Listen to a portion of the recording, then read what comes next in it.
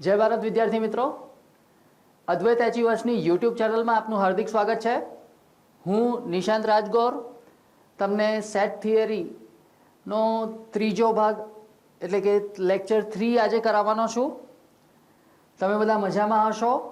जो हजी पण तमे यूट्यूबनी आ चेनल सब्सक्राइब ना करी होय तो सब्सक्राइब करी लेजो। एनी अंदर आवेलू बेल आइकॉन पण दबावजो, जेथी करीने आवनार विडियो जे छे ए तमे एनु नोटिफिकेशन पहला जोई शको अने आ लेक्चर्सनी तमे मजा लई शको। तो लेक्चर 3 नी शरूआत करीए छे। Set theory lecture number 3।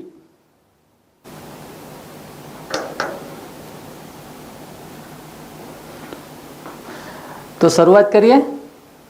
पहलो मुद्दो है अलग गणो। अलग गणो जे छे कोने कहेवाय? धारो के गण ए जेनी अंदर है 1 2 3, गण बी जेनी अंदर है 4 5 6, बराबर। हवे जेवा नाम है एवा ज गुण है। अलग गणो એટલે કે બંને ગણોની અંદર કંઈ પણ સામાન્ય ન હોય તો એવું કહી શકાય કે બંને જે છે અલગ ગણો છે, બરાબર। તો અહીંયા આગળ જુઓ તો એ છેદ બી શોધીએ આપણે તો એ છેદ બી ની અંદર શું આવે? ખાલી ગણ, કેમ કે આ બંનેની અંદર કંઈ પણ સામાન્ય નથી। એનો અર્થ એવો થયો કે આ ગણ એ અને ગણ બી જે છે એ અલગ ગણો છે, બરાબર। એકદમ સરળ છે। એની સાથે સાથે આપણે જોઈ લઈએ વેન આકૃતિ પણ। आ सार्वत्रिक गण यू, आ गण ए, अहींया आगळ गण बी। हवे जो तो आ बंनेनी अंदर कंई पण सामान्य छे ना नथी, तो एनो अर्थ एवो थयो के अहींया आगळ आ ए अने बी जे छे ए अलग गणो छे, बराबर छे। तो आ थई गयो अलग गण। एक वखत जोई लईए आपणे अलग गणनी अंदर शुं डिस्क्रिप्शन आपेलुं छे। अलग गणो बे गणो अलग गण त्यारे ज कहेवाय ज्यारे ते बंनेमां कॉमन एक पण घटक न होय। जो कॉमन एक पण घटक न होय એટલે બંનેની અંદર કંઈ પણ સામાન્ય ન હોય તો એવું કહી શકાય કે ગણ એ અને ગણ બી જે છે એ અલગ ગણો છે। બીજું લખેલું છે a છેદ b બરાબર 5, એટલે કે બંનેનો છેદગણ તમે લાવો તો એ બંનેનો છેદગણ શું આવવો જોઈએ? ખાલી ગણ। जो खाली गण आवे छे तो एवुं कही शकाय के बंने गणो जे छे ए अलग गणो छे। एनी वेन आकृति पण आपणे जोई लईए। वेन आकृतिमां तमे जोई शको छो के आ बंनेनी अंदर कंई पण सामान्य नथी, तो एनो अर्थ एवो थयो के आ बंने गणो जे छे ए अलग गणो छे, बराबर छे। तो आ थई अलग गणनी वात। त्यार पछी जे छे तफावत गण जोई लईए। समित तफावत गण जे छे एनी पहेला आवे छे तफावत गण। तफावत गण जे छे ने संकेतमां कंईक आ रीते दर्शावाय a minus b। शेनाथी दर्शावाय? a minus b। हवे a माइनस b जे छे एनुं अर्थघटन कंईक आवुं थाय। a मां होय, समजजो बराबर, शब्दोने बराबर पकड़जो। a मां होय पण b मां न होय तेवा तमाम घटकोथी बनता गणने a अने b नो तफावत गण कहे छे, बराबर। हवे जो तो अहींया गण हूँ a नी अंदर लई लઉં છું 1 2 3 4, बी नी अंदर हूँ लઉં છું 3 4 5 6, बराबर है। ए नी अंदर मैं शू लीधुं छे 1 2 3 4, बी नी अंदर मैं लीधुं छे 3 4 5 6। तो अहींया आगळ मारे ए माइनस बी शोधवो छे, बराबर। ध्यान राखजो 1 2 3 4 माइनस अहींया आगळ हूँ लखुं छुं 3 4 5 6। हवे जो तो ए अने बी में जे छे ए काढी नाखीए એટલે 3 3 બંને જગ્યાએથી કેન્સલ, 4 4 બંને જગ્યાએથી કેન્સલ। હવે ए માં જે કંઈ બચ્યું છે અહીંયા આગળ લખી નાખીએ। ए ની અંદર શું બચ્યું છે? 1 2। તો આ શું થઈ ગયું? a માઈનસ b, એટલે કે a અને b નો તફાવત ગણ, બરાબર છે। હવે બીજી એક વસ્તુ જોઈ લઈએ। આ જે છે a માઈનસ b જે છે ને a माइनस बी एने कंईक आ रीते पण लखी शकाय a छेद b डैश। हवे a छेद b डैश जो आपणे लखवुं होय तो तमने पहला तो b डैश एटले के पूरक गण खबर होवो जोईए। પૂરક ગણ શોધતા આવડવો જોઈએ. તો એની આપણે ચર્ચા કરી નાખી છે. અહીંયા આગળ હું સાર્વત્રિક ગણ લઈ લઉં છું યુની અંદર લઉં છું 1 2 3 4 અપ ટુ 10. શું લીધું મેં? 1 2 3 4 અપ ટુ 10. એટલે અહીંયા આગળ બી ડેશ એટલે શું? બી નો પૂરક ગણ. બીનો પૂરક ગણ એટલે શું? યુમાં હોય પણ બીમાં ન હોય. સમજો બરાબર. યુમાં હોય પણ બીમાં ન હોય. હવે અહીંયા આગળ જુઓ તો યુમાં એટલે 1 2 3 4 5 6 પણ બીમાં ન હોય એટલે કયા કાઢી નાખવાના? તો કે યુ માઇનસ બી શોધી નાખો એટલે તમને મળી જાય બી ડેશ. તો યુની અંદર શું છે? 1 2 3 અપ ટુ 10 માઇનસ બી એટલે શું થશે? 3 4 5 6. તો આની અંદરથી તમારે 3 4 5 અને 6 કાઢી નાખવાના. તો બચ્યું શું અહીંયા આગળ? 1 2 પછી 7 8 9 10. હવે આ થઈ ગયો બી ડેશ. હવે એનો છેદગણ તમારે લેવાનો છે બી એ સાથે. આ બી ડેશ નો છેદગણ તમારે શેની સાથે લેવાનો છે? એ સાથે. જુઓ તો શું આવશે સામાન્ય? 1 અને 2 બરાબર છે. તો એ માઇનસ બી લખો કે એ છેદ બી ડેશ લખો, બંને સમાન થશે. બરાબર. હવે ધારો કે ગુણધર્મની રીતે આ ગણને લખવો છે મારે. આ ગણને લખવો છે તો કંઈક આ રીતે લખી શકાય.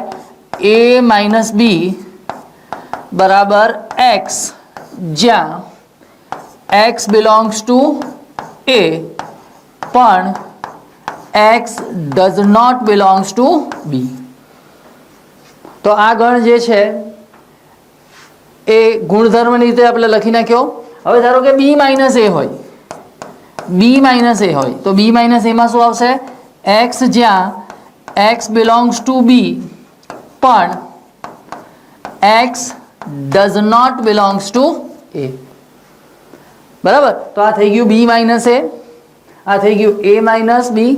હવે ધારો કે એની વેન આકૃતિ જોવી છે તો વેન આકૃતિ પણ સાથે સાથે જોઈ લઈએ. વેન આકૃતિ કંઈક આ રીતે આવશે. આ સાર્વત્રિક ગણ યુ,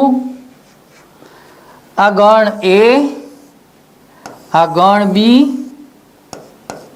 આ ગણ એ, ગણ બી. હવે તમારે શોધવો છે એ માઇનસ બી. તો એમાં શું કીધું છે? એમાં હોય પણ બીમાં ન હોય. એનો અર્થ એવો થયો કે આ ભાગ નહીં આવે એટલે અહીંયા આગળ જે શેડેડ ભાગ કરું છું એ તમને શું દર્શાવશે? એ માઇનસ બી.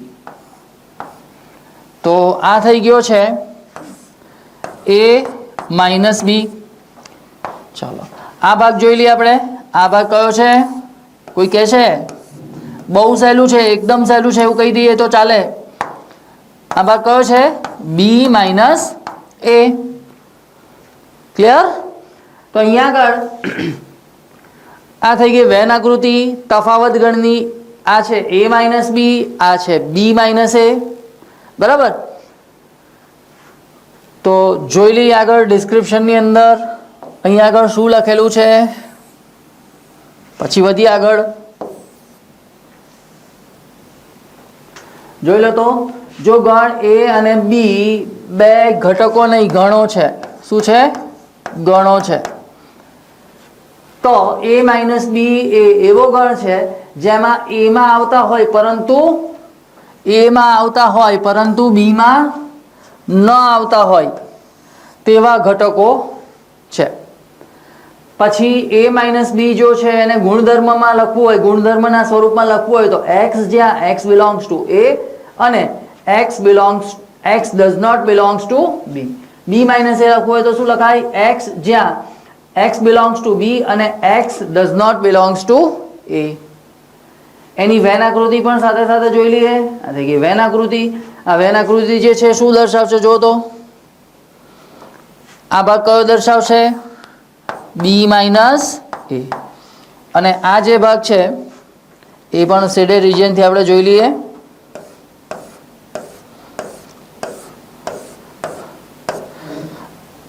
આ ભાગ કયો દર્શાવશે? a minus B. ક્લિયર? તો આ છે તફાવત ગણ. આ પણ એકદમ સરળ છે.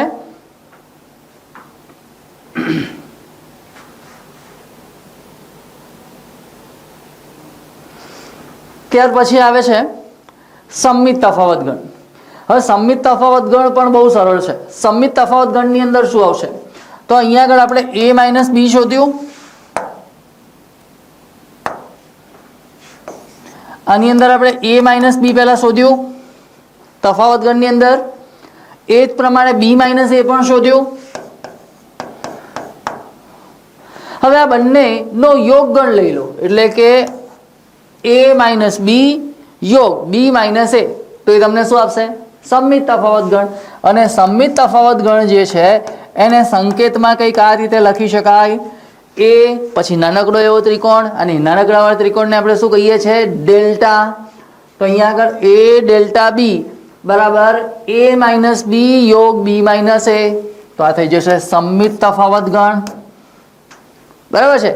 એની વેન આકૃતિ પણ સાથે સાથે જોઈ લઈએ. એ પણ બહુ સરળ છે. આ ગણ a, આ ગણ બી, આ ગણ a, ગણ બી. આ જે શેડેડ ભાગ કરું છું એ તમને આપશે સંમિત તફાવત ગણ.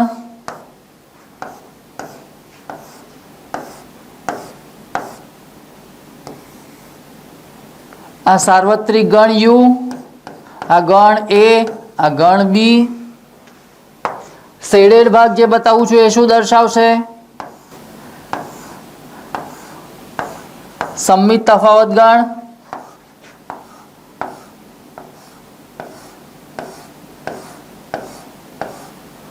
બરાબર છે?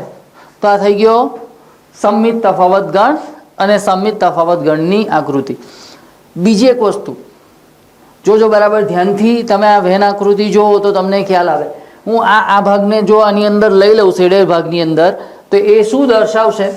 કોઈ કહેશે? કેમ કે આપણે એ વેન આકૃતિ પહેલાં જોઈ લીધી છે પહેલા લેક્ચરની અંદર. તો આ જે અંદરનો ભાગ છે ને એ ધારો કે હું લઈ લઉં, આની સાથે જ લઈ લઉં, તો આવું થશે. a યોગ b થશે.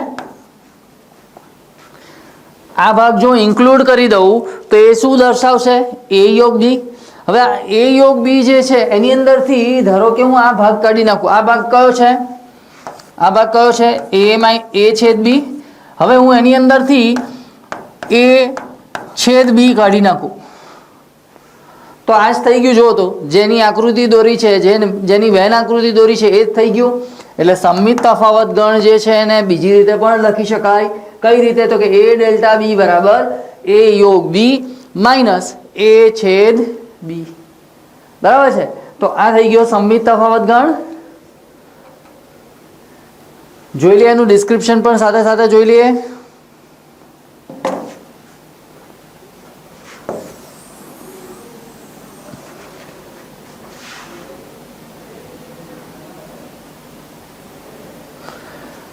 ધારો કે a અને b બે ગણો છે, તો તે ગણોનો સંમિત તફાવત ગણ એ a માઇનસ b અને b માઇનસ a નો યોગ ગણ છે, જેને શેનાથી દર્શાવાય?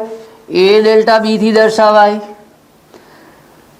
ધારો કે ને એ ગણને ગુણધર્મની રીતે લખવું હોય તો કેવી રીતના લખી શકાય? a ડેલ્ટા b બરાબર x, જ્યાં x belongs to a minus b અથવા x belongs to b minus a. એની વેન આકૃતિ પણ સાથે સાથે જોઈ લઈએ. થઈ ગઈ વેન આકૃતિ. બીજું મેં તમને હમણાં જ કીધું એ પણ સાથે સાથે લખી લઈએ. એની જોડે શું આવે? a યોગ b, એમાંથી કાઢી નાખો a છેદ b. અથવા તો તમે શું લખી શકો? a માઇનસ b યોગ b માઇનસ a. બરાબર છે? તો એ આ થઈ ગયું છે સંમિત તફાવત ગણ.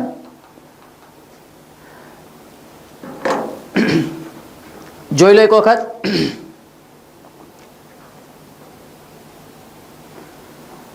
આગળ વધીએ. ત્યાર પછી આવે છે પૂરક ગણ. હમણાં જ મેં તમને પૂરક ગણની વાત કરી. પૂરક ગણ. હવે પૂરક ગણ એટલે સાર્વત્રિક ગણમાં હોય પણ ગણમાં ના હોય. એટલે કે ધારો કે મારે પૂરક ગણને દર્શાવવો હોય, એનો પૂરક ગણ મારે શોધવો હોય તો એને દર્શાવાય એ ડેશથી. હવે એના માટે મારે સાર્વત્રિક ગણ યુની જરૂર પડશે. યુની અંદર હું અહીંયા આગળ લઈ લઉં છું 1 2 3 અપ ટુ 10. શું કીધું છે? સાર્વત્રિક ગણ જે છે એ મેં લઈ લીધો છે, 1 થી સ્ટાર્ટ કરીને 10 સુધીના એલિમેન્ટ લખી દીધા છે. હવે ગણ એ લખું છું. ગણ એ ની અંદર હું લખું છું 1 2 3 4 5. હવે મારે શોધવું છે એનો પૂરક ગણ. સમજો બરાબર, બહુ સરળ છે બરાબર. તો પૂરક ગણ એટલે શું થાય? એમાં યુમાં હોય પણ એમાં ન હોય, યુમાં હોય પણ એમાં ન હોય. એટલે અહીંયા આગળ એ ડેશ બરાબર મારે લખવું પડે યુ માઇનસ એ. શું લખવું પડે? યુ માઇનસ એ. તો યુ ની અંદર કયા ઘટકો છે? 1 2 3 4 5 6 7 8 9 10 માઇનસ એની અંદર કયા ઘટકો આવે? 1 2 3 4 અને 5. ચલો, જે સામાન્ય ઘટકો છે કેન્સલ કરી નાખવાના. એટલે 1 2 3 4 5 કેન્સલ. અહીંયા આગળ 1 2 3 4 5 કેન્સલ. શું વધ્યું? શું વધ્યું જુઓ તો 6 7 8 9 અને 10. તો આ શું થઈ ગયું જુઓ તો? એમાં યુમાં હોય પણ એમાં ન હોય એવા તમામ ઘટકો. તો એને કહીશું આપણે પૂરક ગણ, એનો પૂરક ગણ. બરાબર છે.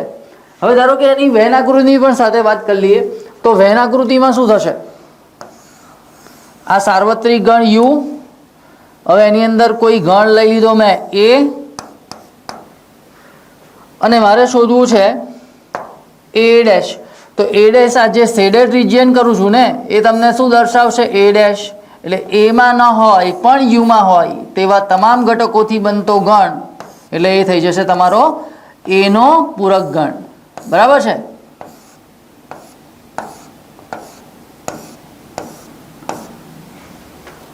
તો આ જે છે, આ જે શેડેડ ભાગ છે એ દર્શાવશે એ ડેશ. ઘણી વખત એ ડેશને એ કોમ્પ્લિમેન્ટ થી પણ દર્શાવાય. પૂરક ગણ જે છે એને કહેવાય કોમ્પ્લિમેન્ટ સેટ. અંગ્રેજીમાં શું કહેવાય? Compliment set. બરાબર. એટલા માટે અહીંયા આગળ એ ની ઘાતમાં આપણે શું લખીએ છીએ? સી. એ કોમ્પ્લિમેન્ટ. એને વંચાઈશું એ કોમ્પ્લિમેન્ટ, અથવા તો તમે એ ડેશ કહો તો પણ ચાલે. ધારો કે આ જ ગણને મારે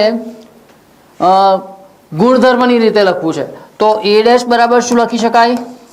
એક્સ, જ્યાં એક્સ બિલોંગ્સ ટુ યુ અને X does not belongs to A. આ થઈ ગયું તમારો પૂરક ગણ ગુણધર્મના સ્વરૂપમાં. બરાબર છે. તો આ વાત થઈ ગઈ પૂરક ગણની. હવે એ પણ સાથે સાથે જોઈ લઈએ કે એના ડિસ્ક્રિપ્શનની અંદર શું આપેલું છે. જો તો જો એક્સ એ સાર્વત્રિક ગણ હોય, એક્સ આપણે પહેલા યુ લીધું હતું, યુ લેવો કે એક્સ લેવો કે ઈ લેવો બધું જ સરખું. કેમ કે સાર્વત્રિક ગણને તમે કયા કયા સંકેતથી દર્શાવી શકો છો? એક્સ થી દર્શાવી શકો, યુ થી દર્શાવી શકો અને ઈ થી દર્શાવી શકો. તો અહીંયા આગળ એમણે શું લીધેલું છે? એક્સ. જો એક્સ એ સાર્વત્રિક ગણ હોય અને એ કોઈ પણ ગણ હોય તો ગણ એનો પૂરક ગણ એ એક્સના એવા ઘટકો જે એમાં આવતા નથી. બરાબર છે. તો આ શું થઈ જશે? એનો પૂરક ગણ. તેને શેનાથી દર્શાવાય? એ ડેશ થી દર્શાવાય, અથવા તો એ કોમ્પ્લિમેન્ટ થી દર્શાવાય, અથવા તો એક્સ માઇનસ એ પણ દર્શાવાય. સંકેતમાં એને સંકેતમાં એટલે કે ગુણધર્મની રીતે કેવી રીતના લખાશે? એ કોમ્પ્લિમેન્ટ બરાબર એક્સ, જ્યાં એક્સ બિલોંગ્સ ટુ એક્સ અને X does not belongs to A. એની વેન આકૃતિ પણ આપણે સાથે સાથે જોઈ લઈએ. આ થઈ ગઈ વેન આકૃતિ. બરાબર છે. એક વખત જોઈ લો. બરાબર.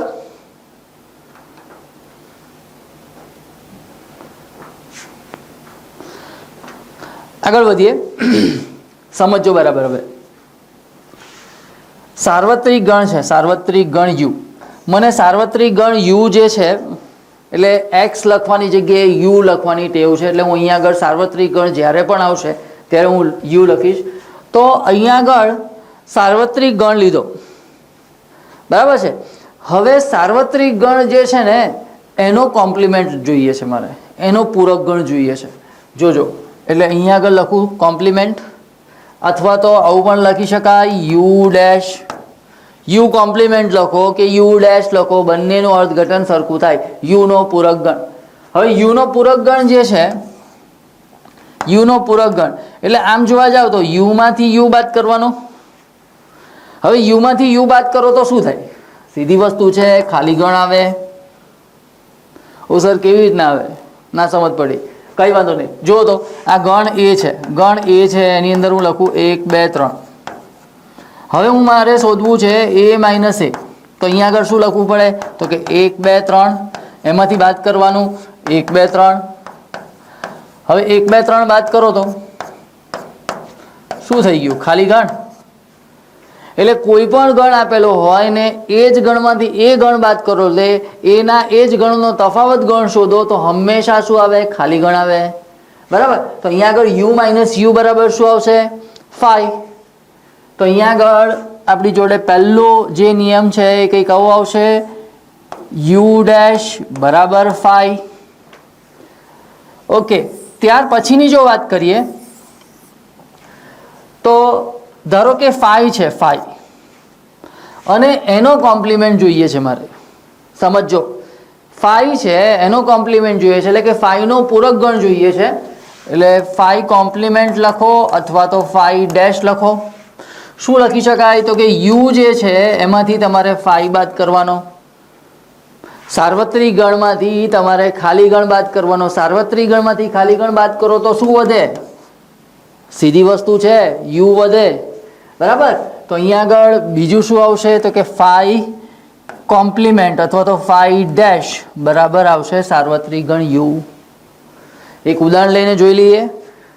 તો અહીંયા આગળ યુ બરાબર હું લઉં છું 1 2 3 4 અને 5. હવે યુ બરાબર મેં લીધું 1 2 3 4 5 માઇનસ ખાલી ગણ, ખાલી ગણ. હવે જુઓ તો બંનેમાં સામાન્ય કઈ છે? જે કેન્સલ કરવાનું છે આપણે નથી. તો એનો મતલબ શું થયો? આ થશે સાર્વત્રિક ગણ યુ, એટલે કે 1 2 3 4 ને 5, અને આ શું છે? યુ. ક્લિયર? ઓકે. તો 5 કોમ્પ્લિમેન્ટ બરાબર થશે યુ. ઓકે, હવે આગળ વધીએ. ધારો કે એ કોમ્પ્લિમેન્ટ છે અને ફરી પાછો એનો કોમ્પ્લિમેન્ટ લેવો છે, તો શું આવે? સમજો બરાબર. એક ઉદાહરણથી સમજીએ તો વધારે સારી રીતે આ વસ્તુ ક્લિયર થશે. તો અહીંયા આગળ હું એ બરાબર લઈ લઉં 1 2 3, યુ બરાબર લઈ લઉં છું 1 2 3 4 ને 5. હવે એ કોમ્પ્લિમેન્ટ લઉં તો એ કોમ્પ્લિમેન્ટમાં શું આવશે? યુમાં હોય પણ એમાં ન હોય, યુમાં હોય પણ એમાં ના હોય એવા ઘટકો કયા? તો કે 4 અને 5. આ થઈ ગયો તમારો એનો પૂરક ગણ. હવે એનો જે પૂરક ગણ છે ને એનોય પૂરક ગણ લેવાનો છે. શું કરવાનું છે? એનો જે પૂરક ગણ છે ને એનોય પૂરક ગણ. એટલે આવું લખાય એ કોમ્પ્લિમેન્ટ નો કોમ્પ્લિમેન્ટ. તો આનું અર્થઘટન શું થયું? તો કે એ કોમ્પ્લિમેન્ટમાં ના હોય પણ યુમાં હોય, એટલે કે યુમાં હોય પણ એ કોમ્પ્લિમેન્ટમાં ન હોય તેવા તમામ ઘટકો. તો સીધી વસ્તુ છે, અહીંયા આગળ શું આવી જાય? 1 2 3. અને 1 2 3 એ શું દર્શાવે છે? એ દર્શાવે છે. એનો અર્થ એવો થયો કે એ કોમ્પ્લિમેન્ટ નો કોમ્પ્લિમેન્ટ બરાબર શું આવે? એ આવે, બરાબર. તો આપણો બીજો જે મુદ્દો છે એ કંઈક આવો થશે કે એ કોમ્પ્લિમેન્ટ નો કોમ્પ્લિમેન્ટ બરાબર એ. ક્લિયર? ઓકે. અત્યારે આપણે જે છે એ પૂરક ગણના જે ગુણધર્મો છે એની ચર્ચા કરી રહ્યા છે. એનાથી આગળ વધીએ. પછી આવે છે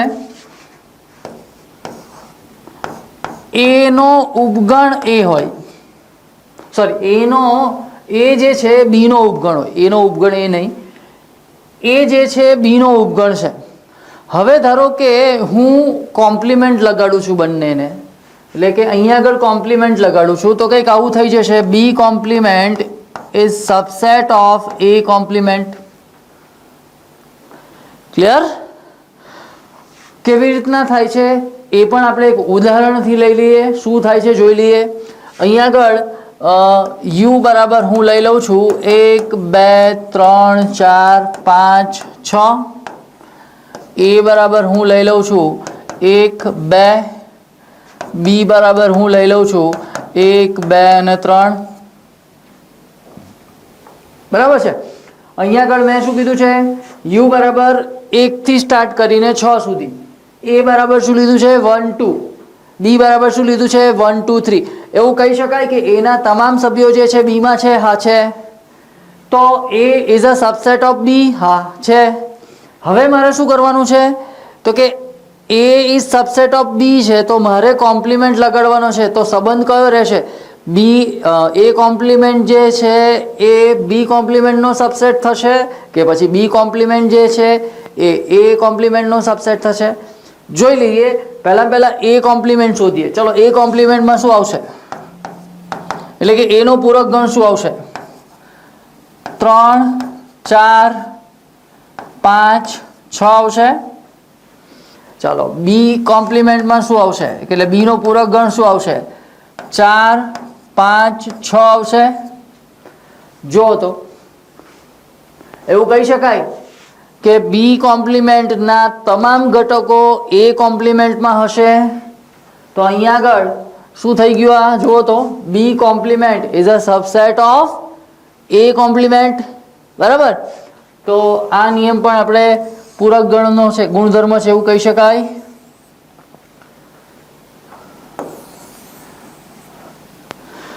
બરાબર છે. બીજી એક વસ્તુ અહીંયા આગળ યુ જે છે એ તો આપણે રાખીએ છીએ 1 2 3 4 5 અને 6. એ બરાબર મેં હમણાં લીધું હતું 1 2. એ કોમ્પ્લિમેન્ટ કંઈક આવું આવતું હતું 3 4 5 6. હવે આ બંનેનો છેદગણ કરો તો શું આવે? જુઓ તો, બંનેનો છેદગણ એનો અને એ કોમ્પ્લિમેન્ટનો.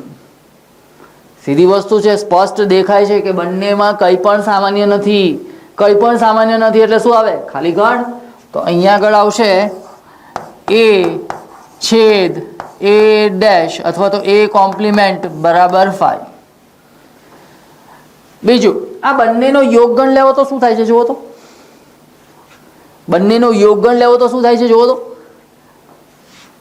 સીધી વસ્તુ છે, યુ થશે તો અહીંયા આગળ આવશે એ યોગ એ કોમ્પ્લિમેન્ટ બરાબર આવશે યુ. ક્લિયર? ત્યાર પછી જે છે એ બહુ જ અગત્યના બે નિયમ આવે છે. નિયમ એક જ છે પણ એના બે સ્વરૂપ છે. દ મોર્ગનનો લો, દ મોર્ગનનો નિયમ. દ મોર્ગનનો નિયમ કંઈક આવો છે કે એ યોગ બી, એ યોગ બી એનો ડેશ લઈએ. ડેશ એટલે કે કોમ્પ્લિમેન્ટ. એ યોગ બી આખાનો કોમ્પ્લિમેન્ટ લેવો તો એના બરાબર થશે એ કોમ્પ્લિમેન્ટ છેદ બી કોમ્પ્લિમેન્ટ. હવે આ થઈ ગયો પહેલો. દ મોર્ગનનો નિયમ જ છે, એક જ નિયમ છે પણ એ એક યોગ ક્રિયા માટે છે અને બીજો છેદ ક્રિયા માટે છે. તો બીજા નિયમમાં કંઈક આવું આવશે, અહીંયા આગળ એ છેદ બી આખાનો કોમ્પ્લિમેન્ટ. અહીંયા આગળ યોગ હતો, અહીંયા આગળ મેં છેદ કર્યો. બોલો અહીંયા આગળ શું થશે? હવે તમને ખબર પડી જવી જોઈએ. એ કોમ્પ્લિમેન્ટ યોગ બી કોમ્પ્લિમેન્ટ. તો આ થઈ ગયા દ મોર્ગનના નિયમો. તો એ પણ સાથે સાથે અહીંયા આગળ પાંચમા મુદ્દાની અંદર લખી નાખીએ.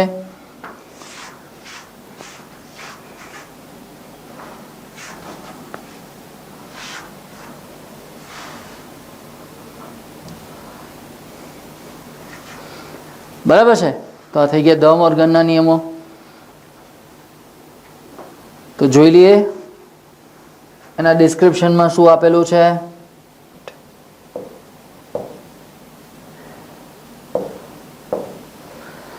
જોઈ લો તો x કોમ્પ્લિમેન્ટ બરાબર 5, 5 કોમ્પ્લિમેન્ટ બરાબર x, a નો કોમ્પ્લિમેન્ટ નો કોમ્પ્લિમેન્ટ બરાબર a is subset of b, તો b complement subset of a complement, પછી a યોગ a કોમ્પ્લિમેન્ટ બરાબર x, a છેદ a કોમ્પ્લિમેન્ટ બરાબર 5, અને છેલ્લે જે છે એ દ મોર્ગનના નિયમો એક વખત બરાબર જોઈ લો પછી આગળ વધીએ.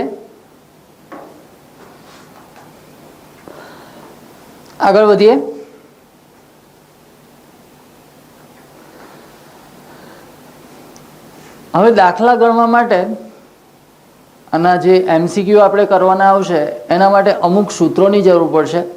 તો એ અમુક સૂત્રો જે છે એની આપણે ચર્ચા કરી લઈએ, અને ત્યાર પછી એક મુદ્દા બાકી છે એ પૂરા કરશું, અને પછી આપણે આના પછીના નેક્સ્ટ લેક્ચર જે છે એના અંદર થોડાક MCQની આપણે ચર્ચા કરશું. તો પહેલાં હું અહીંયા આગળ લઉં છું કે ભાઈ B અને C એ શાંત ગણો છે. શાંત ગણો છે એનો મતલબ શું? તો કે A ની અંદર ઘટકોની સંખ્યા ફિક્સ છે, B ની અંદર ઘટકોની સંખ્યા ફિક્સ છે, C ની અંદર આવેલા ઘટકોની સંખ્યા ફિક્સ છે. તો અહીંયા આગળ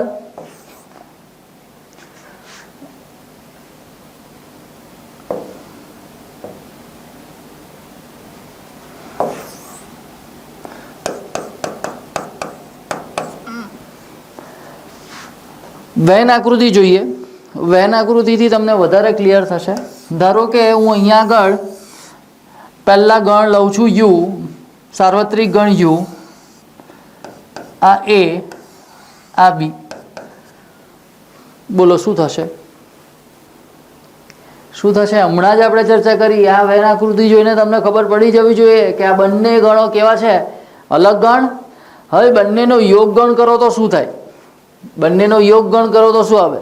A ની અંદર આવેલા હોય અથવા B ની અંદર આવેલા હોય અથવા તો બંનેની અંદર આવેલા હોય તેવા તમામ ઘટકોથી બનતો ગણ જે છે યોગ ગણ છે, બરાબર. પણ અહીંયા આગળ A માં હોય અને B માં હોય એવા કોમન એક પણ ઘટક નથી. એનો મતલબ એવો થયો કે A ના ઘટકો અને B ના ઘટકોને એક ગણની અંદર લખી નાખો એટલે શું થઈ જાય? A યોગ B. હવે મારે શોધવું છે A યોગ B ના ઘટકો કેટલા હશે? તો અહીંયા આગળ A યોગ B એના ઘટકોની સંખ્યા, એટલે આપણે આવી રીતના દર્શાવતા હતા નંબર ઓફ A યોગ B. તો અહીંયા આગળ શું આવશે? તો કે A ના ઘટકો વત્તા B ના ઘટકો, A ના ઘટકો વત્તા B ના ઘટકો. પણ ક્યારે થાય? જ્યારે આ બંને ગણો કેવા હોય? અલગ ગણો હોય ત્યારે, બરાબર છે. હવે આ જ સૂત્રની અંદર થોડુંક મોડિફિકેશન કરું. આ જે છે ને હું ગણ કાઢી નાખું B, અહીંયા આગળ આ B કાઢી નાખું. હવે હું ગણ લખી નાખું B અહીંયા આગળ આ રીતે. તો આ બંને અલગ ગણો નથી. કેમ નથી? કેમ કે અહીંયા છેદ ગણમાં કંઈક ને કંઈક આવે છે, બરાબર છે. એટલે અહીંયા આગળ A છેદ B પહેલાં ખાલી ગણ થતો હતો, હવે A છેદ B ખાલી ગણ થતો નથી. તો એ વખતે શું આવશે? જોજો બરાબર. A યોગ B ના ઘટકોની સંખ્યા બરાબર, તો કે A ના ઘટકોની સંખ્યા તો આવશે જ આવશે, વત્તા B ના ઘટકોની સંખ્યા આવશે જ આવશે. પણ અહીંયા એક લોચો થયો છે, જોજો બરાબર. શું લોચો થયો? A ના ઘટકો લખ્યા ત્યારે આ ભાગ આવી ગયો, B ના ઘટકો લખ્યા ત્યારે પણ આ ભાગ આવી ગયો. એટલે આ વચ્ચેનો જે ભાગ છે કેટલી વખત આવ્યો છે? 2 વખત. આપણે જોઈએ છે કેટલી વખત? એક જ વખત. તો અહીંયા આગળ શું કરવું પડશે? માઇનસ કરી દેવું પડશે A છેદ B. આ તો આપણે વેન આકૃતિથી સમજ્યા. હવે એક ઉદાહરણથી સમજી લઈએ એટલે એ વસ્તુ ક્લિયર થઈ જાય. જોજો બરાબર. અહીંયા આગળ હું લઉં છું A બરાબર 1 2 3, B બરાબર હું લઉં છું 2 3 4. ઓકે. A ના ઘટકોની સંખ્યા કેટલી થશે? 3. B ના ઘટકોની સંખ્યા કેટલી થશે? તો કે 3. હવે A યોગ B શોધી નાખીએ. જોજો બરાબર. A યોગ B શોધી નાખીએ. A યોગ B ની અંદર આવશે 1 2 3 ને 4. તો A યોગ B ના ઘટકોની સંખ્યા કેટલી થઈ? 4. હવે પહેલા સૂત્ર પ્રમાણે તમે ગણતરી કરવા જાવ તો શું થાય જો તો કે a યોગ b બરાબર a ના ઘટકોની સંખ્યા વત્તા b ના ઘટકોની સંખ્યા. એટલે આમ જોવા જાવ તો 3 અને 3 6 થાય, પણ 6 જવાબ આપણો આવતો જ નથી. શું આવે છે? 4. શું બાદ કર્યું?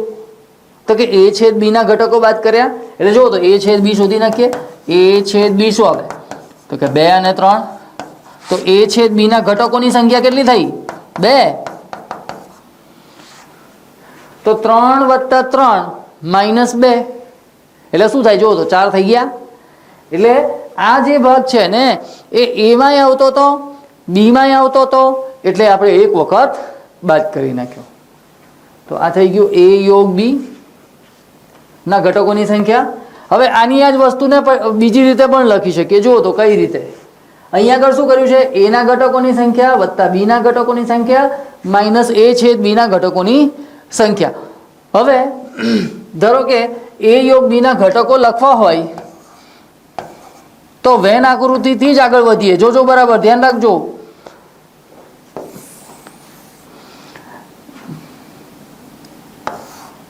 આ ભાગ કયો? a minus b. આ ભાગ કયો? તો કે a છેદ b. આ ભાગ કયો? તો કે b માઇનસ a. બરાબર છે? આ જે ભાગ છે બીજા કલરથી દર્શાવી દો એટલે તમને એ વસ્તુનો ખ્યાલ આવે. આ જે ભાગ છે એ છે a માઇનસ b. અહીંયા આગળ a માઇનસ b. ત્યાર પછી આ જે ભાગ છે એ થઈ જશે a છેદ b. ત્યાર પછી આ જે ભાગ છે એ થઈ જશે b માઇનસ a. બરાબર? હવે જુઓ તો આ 3 એ 3 ના ઘટકોને ભેગા કરો તો શું થઈ જાય? a યોગ b. તો અહીંયા આગળ બીજું એક સૂત્ર થશે a યોગ b માટેનું, તો કે a માઇનસ b ના ઘટકો વત્તા a છેદ b ના ઘટકો વત્તા b માઇનસ a ના ઘટકો. ક્લિયર? તો એક ત્રીજું સૂત્ર થઈ ગયું. હવે પ્રશ્ન એ આવે કે સર એ તો ઠીક છે, પણ આ a માઇનસ b ના ઘટકો કેવી રીતના શોધશું?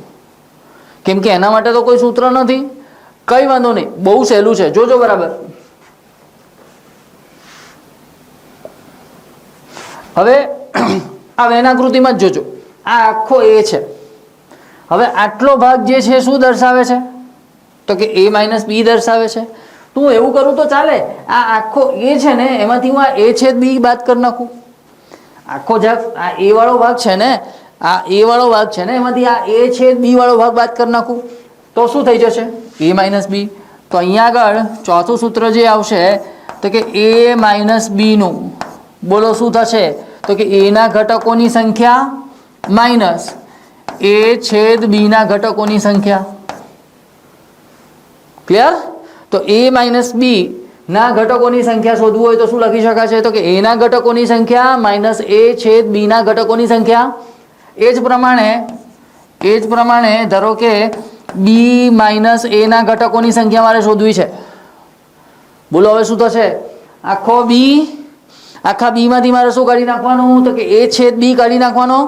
તો અહીંયા આગળ શું થઈ જશે? જુઓ તો b ના ઘટકોની સંખ્યા માઇનસ a છેદ b ના ઘટકોની સંખ્યા. ક્લિયર? તો આ શું થઈ ગયું? b માઇનસ a ના ઘટકોની સંખ્યા. ક્લિયર? ત્યાર પછી એક બીજું સૂત્ર આવે છે. છઠ્ઠું સૂત્ર જે છે એની અંદર આવે છે 3 ગણો a યોગ b યોગ c ના ઘટકોની સંખ્યા. શું કરવાનું છે? a યોગ b યોગ c ના ઘટકોની સંખ્યા. હવે a યોગ b યોગ c ના ઘટકોની સંખ્યા શોધવી હોય ને તો આ જે પહેલું સૂત્ર છે ને, સોરી પહેલું નહીં, આ બીજું સૂત્ર જે છે ને એનો ઉપયોગ કરીને આપણે કરીએ છીએ. જોજો બરાબર ધ્યાન રાખજો. અહીંયા આગળ a યોગ b યોગ A યોગ B યોગ C। હવે આ B યોગ C છે ને, B યોગ C છે ને, હું એને હમણાં ટેમ્પરરી M ધારી લઉં તો કંઈક આવું થાય, A યોગ M।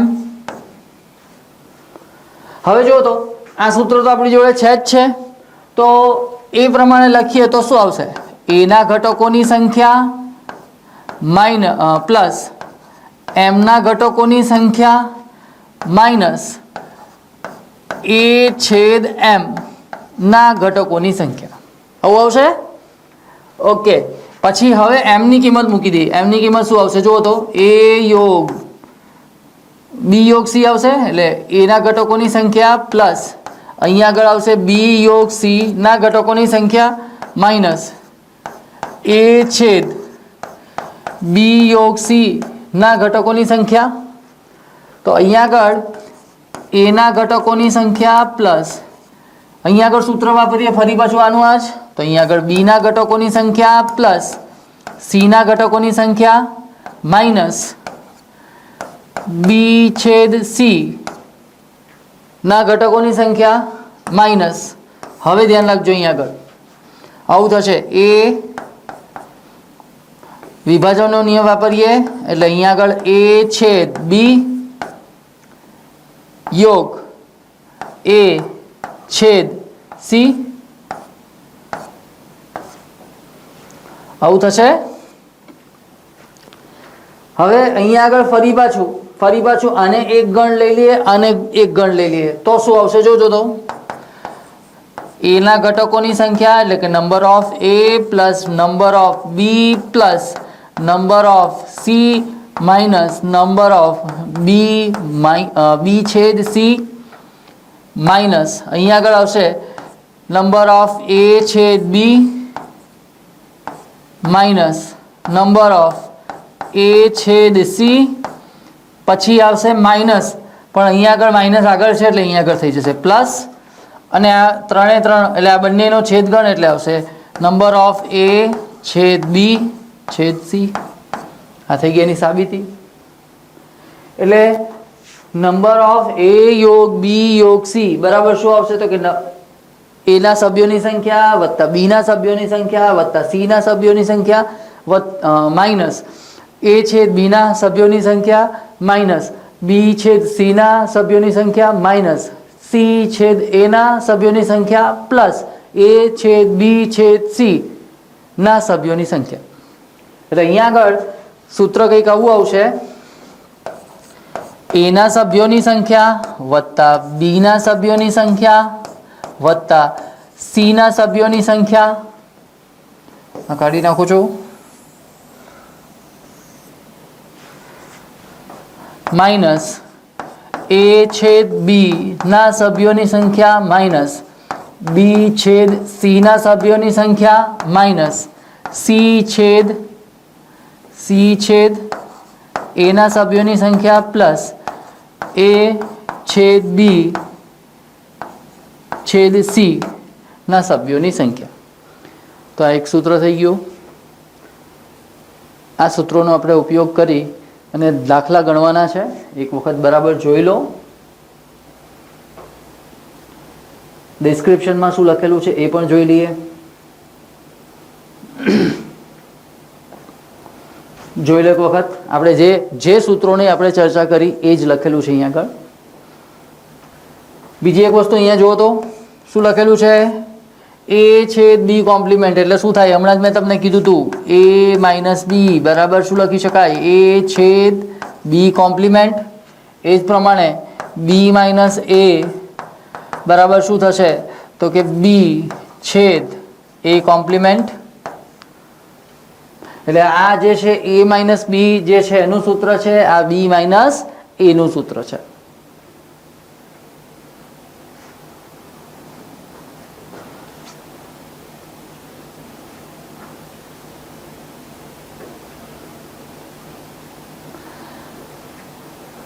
આગળ વધીએ। હવે જે તમે 10મામાં જે શીખી ગયા છો ને ત્યાંથી શરૂઆત કરવી છે, સમજો બરાબર। તમે યામ ભૂમિતિ શીખી ગયા, યામ ભૂમિતિ તમે કહેશો હા યામ ભૂમિતિ શીખી ગયા, તો યામ ભૂમિતિમાં શું આવતું હતું? તો કે આ વાય અક્ષ આવતું હતું એક્સ અક્ષ, અને અહીંયા આગળ ધારો કે કોઈક બિંદુ આપેલું હોય અને એના જો યામ લખવા હોય તો આપણે એક્સ કોમા વાય એવું લખતા હતા.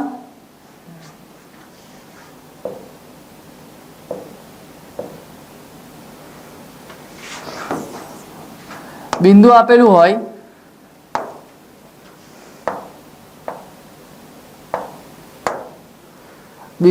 હોય તો અહીંયા આગળ એના યામ એક્સ કોમા વાય એવું લખતા હતા.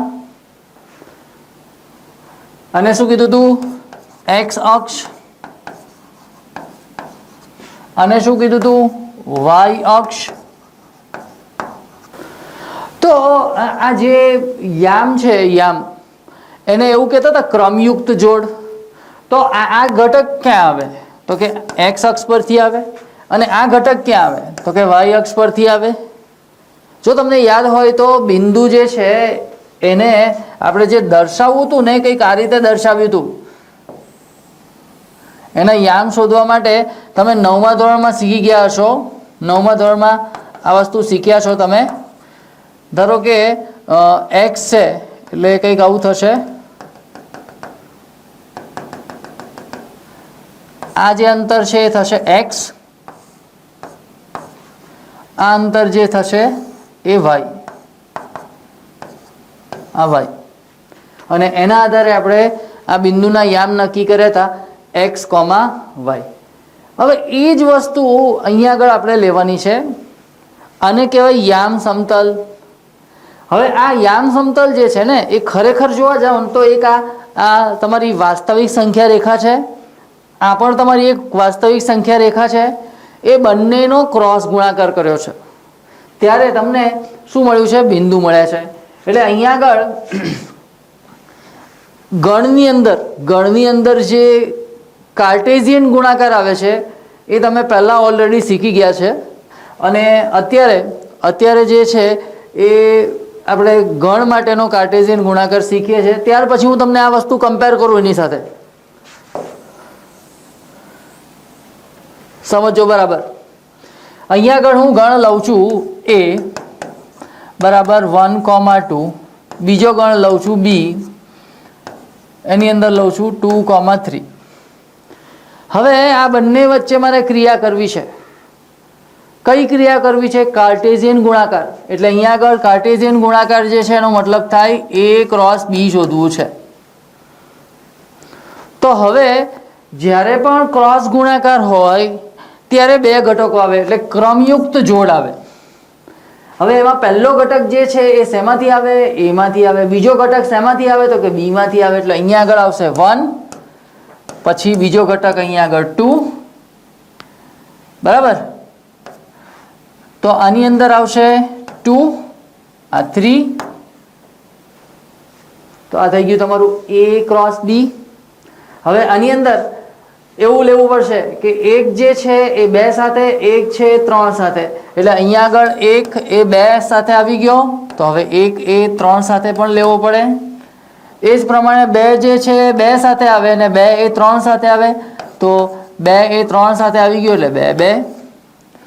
તો થઈ ગયો તમારો કાર્ટેશિયન ગુણાકાર. અથવા તો એવું પણ કહી શકો કે આ જે છે એક બિંદુ પણ છે, આ પણ એક બિંદુ છે, આ પણ એક બિંદુ છે, આ પણ એક બિંદુ છે, બરાબર. તો અહીંયા આગળ ધારો કે આની જ વસ્તુને મારે ગુણધર્મની રીતે લખવું હોય તો કેવી રીતના લખી શકાય? X cross Y. તો અહીંયા આગળ આવશે એક્સ કોમા વાય, જ્યાં એક્સ જે છે એ એમાં હશે અને વાય જે છે શેમાં હશે? તો કે બીમાં હશે. તો થઈ ગયો તમારો કાર્ટેશિયન ગુણાકાર. ક્લિયર? જો આ બહુ જ અગત્યનો મુદ્દો છે, કેમ કે કાર્ટેશિયન ગુણાકાર જે છે એના પછી સંબંધ આવશે. કાર્ટેશિયન ગુણાકાર પરથી જ સંબંધ આવશે, એના પછી જ સંબંધ પછી જ વિધેય આવશે, વિધેયથી બધું ગણિત આગળ સ્ટાર્ટ થાય છે, બરાબર. એટલે કાર્ટેશિયન ગુણાકાર જે છે બહુ અગત્યનો છે. એક બીજું ઉદાહરણ લઈ અને કાર્ટેશિયન ગુણાકાર કેવી રીતના શોધી શકાય એ પણ સાથે સાથે આપણે લઈ લઈએ.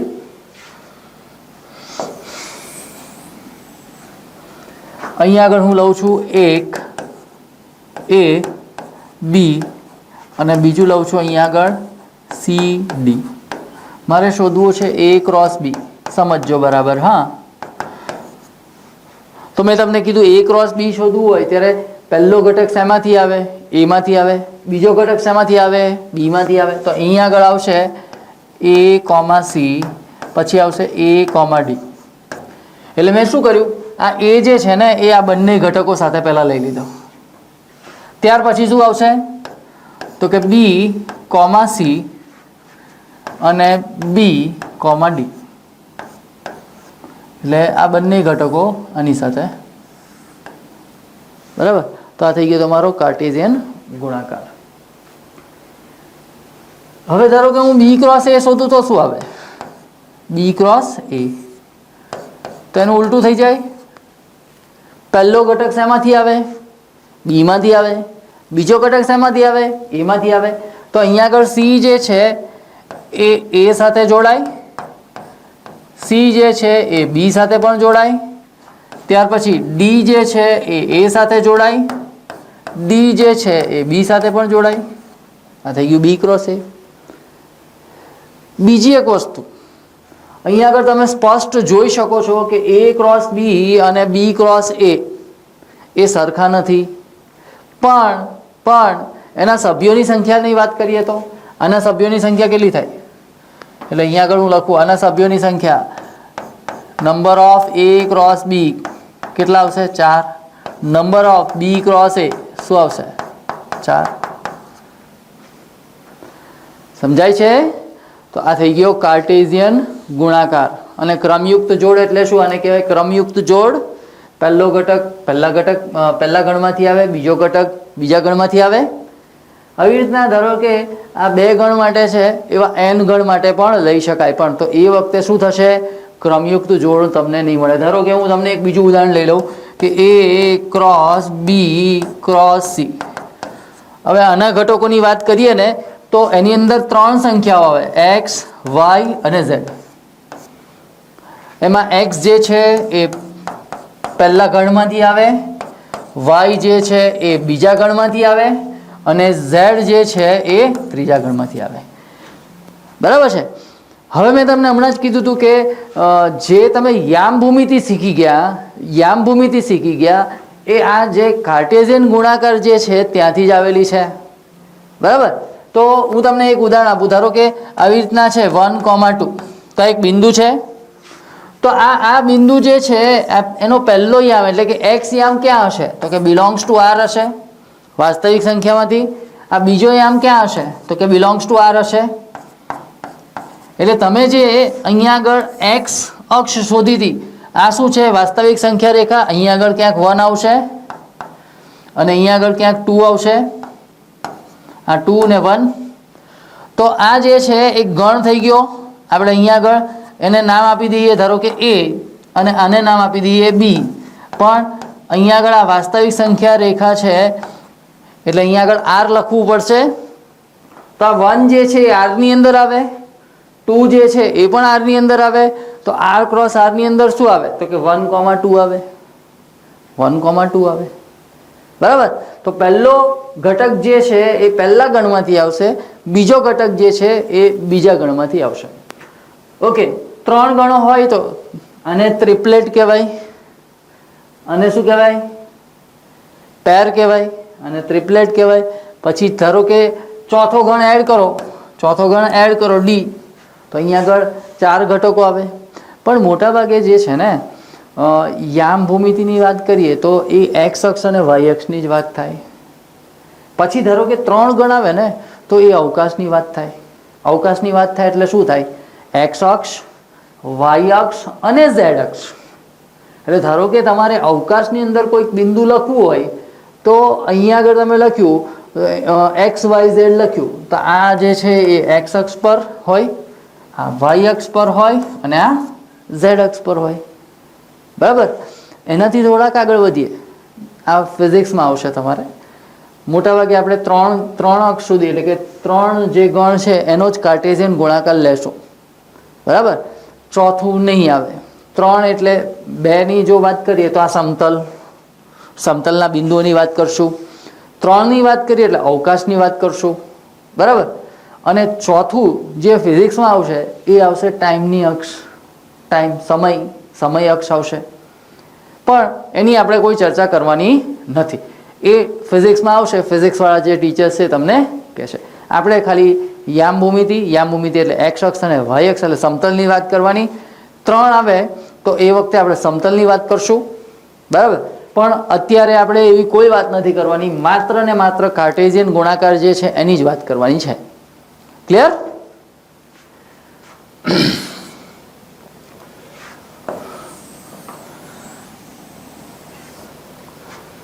જોઈ લઈએ એની અંદર ડિસ્ક્રિપ્શનમાં શું લખેલું છે. પહેલા ક્રમિક જોડો એટલે મેં તમને કીધું એ અને બી. પહેલો ઘટક જે છે એ પહેલા ગણમાંથી આવે, બીજો ઘટક જે છે બીજા ગણમાંથી આવે. ત્યાર પછી આવે છે કાર્ટેશિયન ગુણાકાર.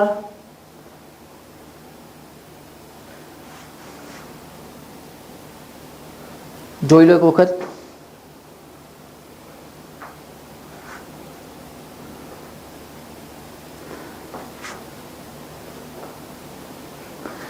આગળ વધીએ. કાર્ટેશિયન ગુણાકાર જે છે એના અમુક ગુણધર્મો છે એ પણ સાથે સાથે આપણે ચર્ચા કરી લઈએ. હમણાં જ મેં તમને કીધું કે A ક્રોસ B તમે શોધ્યું હતું અને B ક્રોસ A પણ શોધ્યું હતું. એ બંને કેવા હતા? સરખા હતા? ના, સરખા નહોતા. એટલે આ પહેલો નિયમ, પહેલો ગુણધર્મ.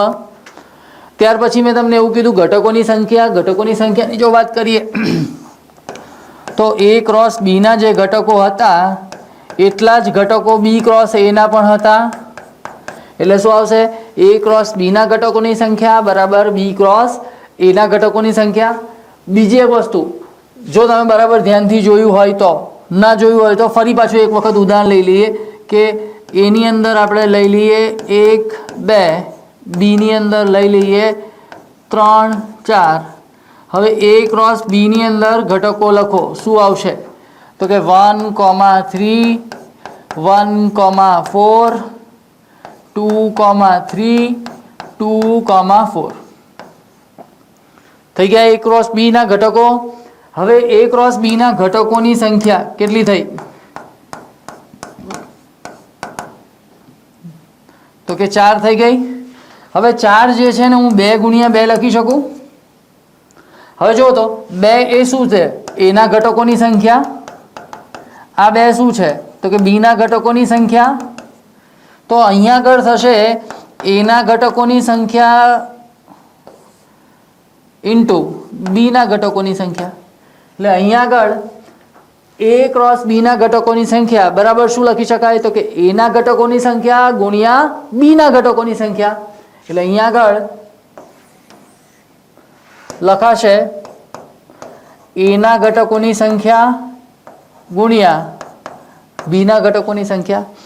બીજી એક વસ્તુ અહીંયા ધ્યાન રાખજો, જ્યારે પણ હું ગુણ્યા બોલું છું ત્યારે અહીંયા ગુણાકારનું ચિહ્ન કરવાનું નથી. જો ગુણાકારનું ચિહ્ન એટલે કે તમે ધારો કે આવી રીતના કર્યું A ક્રોસ એટલે A ના ઘટકોની સંખ્યા ગુણ્યા B ના ઘટકોની સંખ્યા, તો આનું અર્થઘટન જે છે ને એ ફરી જશે. કેમ કે ગુણાકારનું ચિહ્ન છે, વાત સાચી, પણ હવે જ્યારે આ ક્રોસ કરીએ છીએ એ શું દર્શાવશે? તો કે કાર્ટેશિયન ગુણાકાર દર્શાવશે.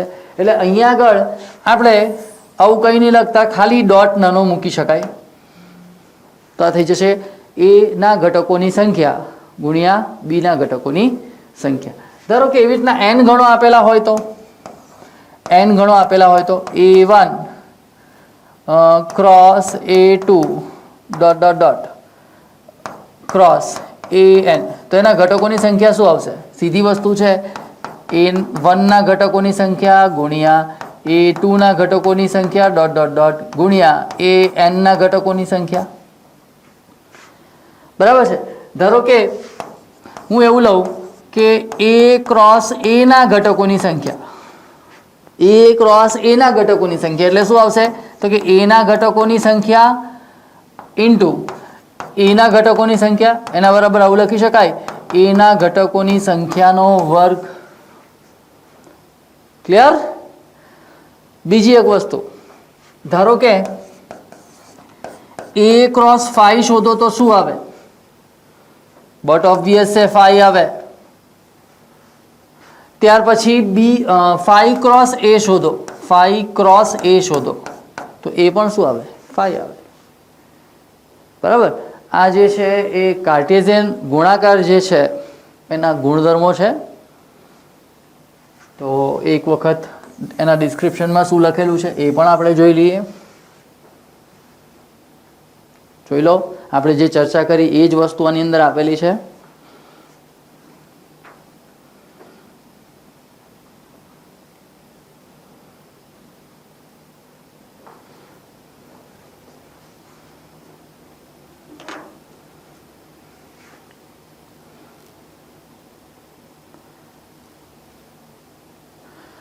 તો આની સાથે આ સેટ થિયરી જે છે એનો થિયરીનો પોર્શન જે છે એ પૂરો થાય છે. આશા રાખું છું કે તમને આ બધી જ વસ્તુઓ બરાબર સમજાઈ ગઈ હશે. જો સમજાઈ ગઈ હોય તો એક કામ ચોક્કસ કરવાનું છે. શું ચોક્કસ કામ કરવાનું છે? આ ચેનલને સબસ્ક્રાઈબ કરવાની છે, બેલ આઇકોનને દબાવવાનું છે, વિડીયોને શેર કરવાનો છે, લાઈક કરવાનો છે, બરાબર. તો મળીએ. જય Bharat. Take care of you and your family. Bye bye. Bye bye.